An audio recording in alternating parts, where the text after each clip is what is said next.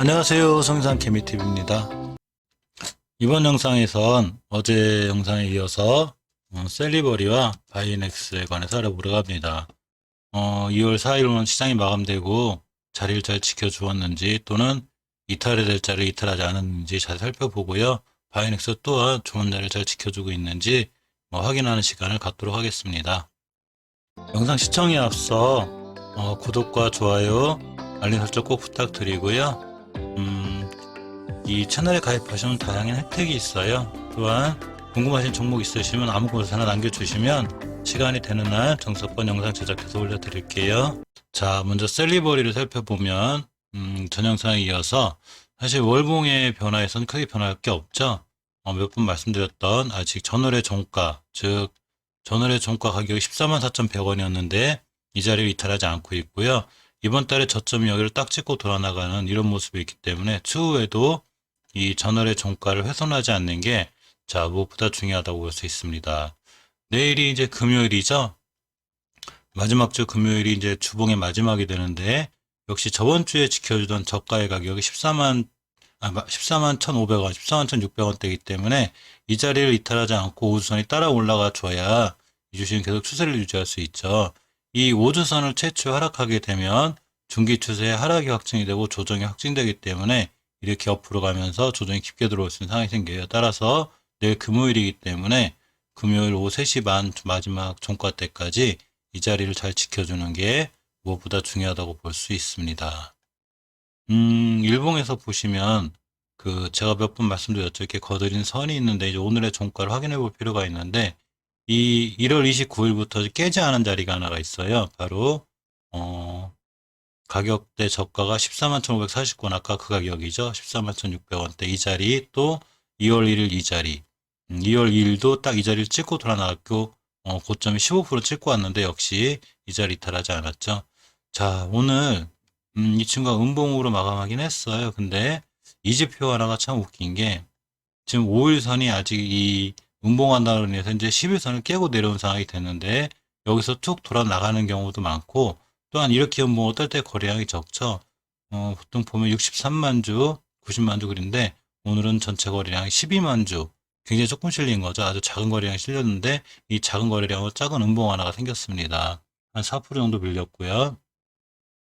자, 이 친구가 이제 중요하게 지켜야 될 자리. 어차피 몇 번 말씀드려도 내일 밀리더라도 이 자리 이탈만 하지 않으면 돼요. 이 자리 이탈을 하게 되면 조금 위험한 게 이 자리 이렇게 이탈하게 되면 안으로 들어오게 되고 다시 이렇게 황금일선까지 밀리게 되죠. 하지만 이 자리 이탈하지 않으면 이 각각의 이제 이평선들 5주선, 5일선, 10일선, 20일선 특히 황금일선이 20일선이 따라 올라갈 거예요. 자, 따라 올라가면서 이 저점하고 만날 확률이 되게 높죠.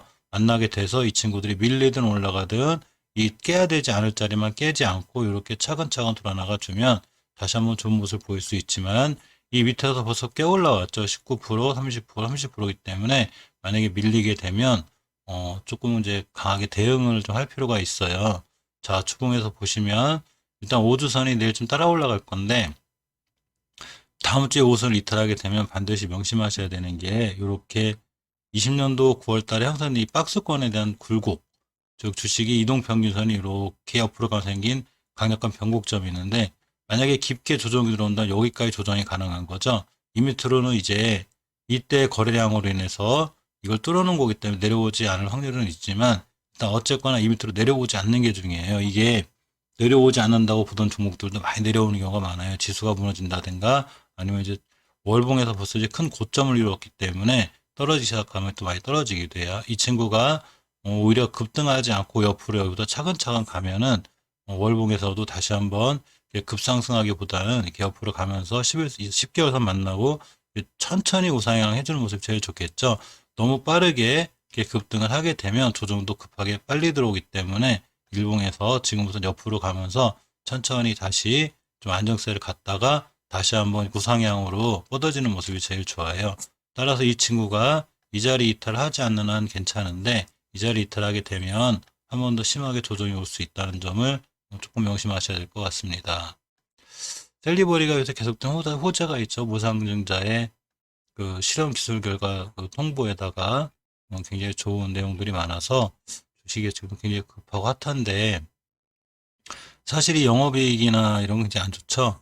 현금 유보는 꽤 많아요. 920%에 부채 비율이 52% 좋은 편이긴 한데, 사실 이런 그 제약주 같은 경우에는 어쩔 수 없이 이 R&D 비용도 크고 또 연구개발비가 많이 들어가기 때문에 영업이익 적자들이 많이 있어요.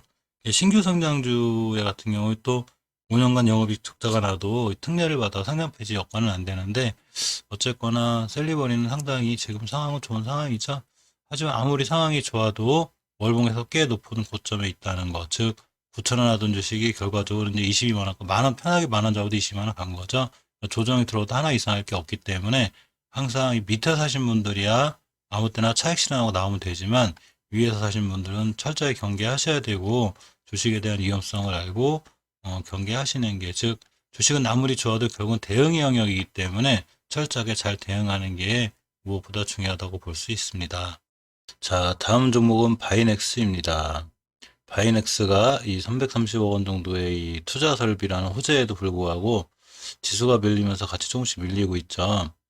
이 바이넥스는 월봉의 추세에 주목할 필요가 있는데, 일단 조정권에 들어와 있어요. 이렇게 5개월 선을 단 한 번도 이탈하지 않고 3월 달부터 계속 쭉 우상향을 유지하면서 잘 올라가다가 9월 달부터 조정이 들어와서 10월 달에 결정적으로 장기 추세 하락이 확증되는 5개월 선을 이탈을 했죠. 자, 이렇게 이탈을 하면서 중요하게 지켜줘야 될 10개월 선의 가격이 있어요. 바로 이 자리가 되는데, 보통 주식들이 최초에 상승해서 5개월 선을 처음에 이탈할 때가 제일 위험하고, 이탈하면 살짝 반등했다 하더라도 결국은 이 10개월 선을 찍고 나가는 현상이 강해요. 그래서 이게 10개월 선을 잘 딛고 있는데, 이번 달에 10개월 선까지 한 번 더 오게 되면 딛고 돌아 나갈 때가 또 좋은 분할 매수 타이밍이 되기도 하고 신규 매수 타이밍이 되기도 합니다. 일단 주봉에서 최초의 5주선을 이탈했기 때문에 이렇게 이제 약간 흐르는 듯한 이런 조정이 들어왔는데, 일단은 이 5주선 회복이 급해요. 모든 종목은 5주선 위에서 놀아줘야지 파워풀한데, 5주선 회복이 내일 하루 거래일이 남았죠. 금요일 내일 하루 거래일이 남았기 때문에 5주선 회복을 해주면 여기에서 좋은 모습을 보일 수 있습니다. 따라서 일봉에서 그 상황을 놓고 보면 이 친구는 큰 박스권에 갇혀 있죠. 이렇게 보시면 이렇게 큰 박스권에 갇혀 있습니다. 저점인 24,000원을 기준으로 해서 고점인 3만원대까지 왔다 갔다 하는 이런 모습이에요. 좀 지루하죠. 이렇게 월봉에서 보시면 이렇게 지금 조정받은 지 10월 달부터 10월, 11월, 12월, 1월, 2월 이렇게 5개월간 이렇게 옆으로 가고 있기 때문에 당연히 일봉에서 이렇게 10월 달부터 지금까지 긴 조정에 있는 이런 모습이 되었습니다. 이게 저점을 잘 지켜준다는 얘기는 이 친구가 이 밑으로 아직은 하락할 마음이 없다는 얘기고요. 중간에 이게 뜨문뜨문 들어오는 게 이제 월봉에서 이 10개월 선을 이탈하지 않는 한 매집봉으로 보이죠. 그렇기 때문에 이 종목은 아직은 살아있고요. 한금일선을 살짝 이탈은 했지만 오늘 5일선을 잘 지켜줬기 때문에 지수가 살아나면 5일선이 안착 다시 돌파할 수 있는 이런 모습이 돼요.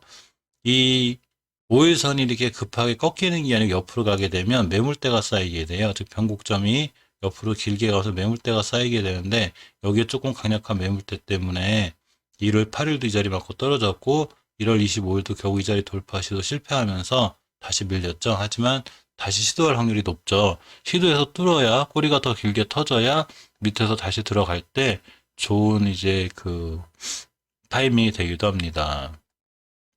이 바이넥스의 점은 상당히 단단한 편이에요. 이렇게 보면 영업이익도 꾸준히 잘 나고 있고, 특히 이제 이 12월 달에 이 큰 영업이익 예상이 되죠. 현금 유보율이 1000%, 부채 비율이 22%이기 때문에 나름 굉장히 단단한 재무 구조를 갖고 있어서 저렇게 투자하는데도 그게 현금이 딸린다거나 이런 게 아니죠. 이 현금 유보율이 약하거나 부채가 큰 회사들은 가끔 시비 발행도 하고 유상증자도 하기 때문에 그런 위험성은 있지만, 현금 유보율이 많고 부채가 적은 회사들은 그런 위험성을 좀 피해갈 수 있습니다. 우리나라 대표적인 CM 업체죠. 그래서 지금 셀트리온에서도 실사를 나간 부분이 있고, 또 녹십자와 협약도 체결을 해서 이렇게 CMO에 대한 이런 어떤 그 발전성이 있는 그런 회사죠. 이번에 투자한 것도 당연히 CMO 관련한 이런 공장을 더 짓기 위해서 이렇게 투자한 걸로 알고 있습니다. 지금 이쪽으로다가 영업이익이 많이 나오고 있어요. 바이넥스가 또 미생물 배양 방식에 관해서 우리나라에서는 상당히 기술이 좋아 보이는 바이넥스이기 때문에 주식이 나쁘거나 회사가 나쁘진 않아요. 따라서 이 주식이 중요한 자리, 좋은 자리만 잘 지켜주면 충분히 돌아 나가고 정고점까지 바라볼 수 있는 이런 상황이 될 수도 있습니다. 일단은 일봉에서 크게 엄청 밀리거나 전저점을 이탈하지 않았기 때문에 아직은 괜찮고요. 좀 더 지켜봐야 이 주식이 어떻게 반응할지. 일단은 거래량이 좀 터져줘야 돼요. 주식이 떠들 때 거래량이 없는 건 좋은데 거래량 없이 너무 옆으로 가면 지지부진할 수 있어서 일단 거래량이 터지는 게 중요하고, 지수가 살아나지 않는 한 사실 종목들이 버티기 힘들어요. 이제 그런 단점이 있죠. 따라서 지수 회복이 중요하고, 이 박스권에 갇혀 있는 걸 탈출해 주면 아주 새로운 중요한 그 매수 타이밍이 되기도 합니다. 자, 이상 셀리버리와 바이넥스에 대해서 간편히 살펴보았습니다. 영상 끝까지 시청해주셔서 감사드립니다.